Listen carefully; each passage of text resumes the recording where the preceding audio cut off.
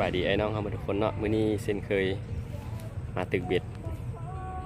หมายมันจะสีแปลกๆนะหมายแคมทางนะจะเป็นบึงแบบนี้นะบึงน้ำแคมทางนะเขตบ้านโคกสะอาดหลัก11เนาะอยากติดตามเมืองว่าจะมีผลงานสำเร็จน้ำค่อนข้างขุ่นในมื้อนี้มาตามแผนที่โกโก้เนาะมาก็เลยก็เจอหมายอีหลีเจอแต่ว่าบ่ฮู้ว่ามันสิกินบ่น้ำขุ่นหลายคนคือสิควรหลายแต่ว่าทดลองมันบ่ลองบ่ฮู้เนาะโอเคติดตามเบิ่งผลงานเนาะ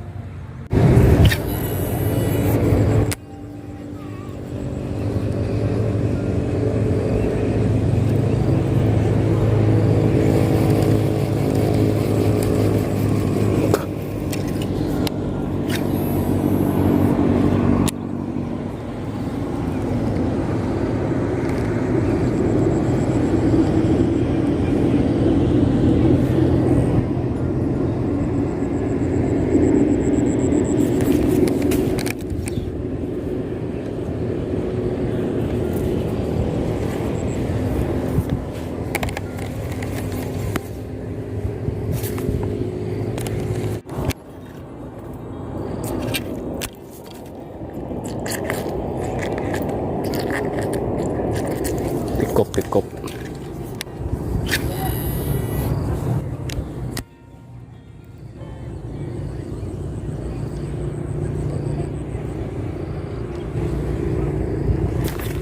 โอ้ถึงอีก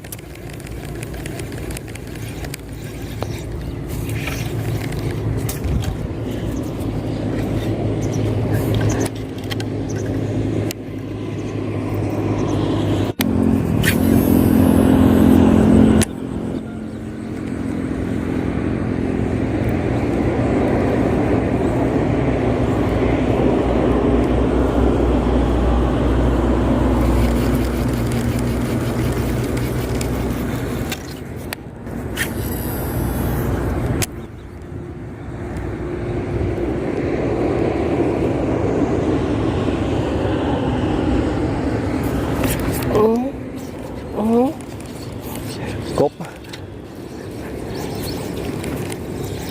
อ้าวมาแล้ว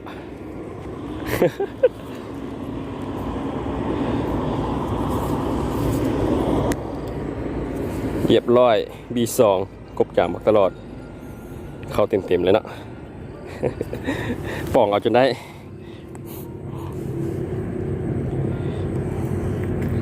สอดปุดเลยสอดเลยเนาะเดี๋ยวหักขามันก่อนเลี้ยงเอาไปปนนี่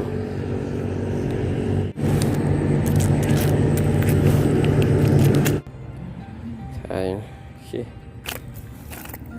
ลูกมันตลอดนี่เนาะตัวนี้ B2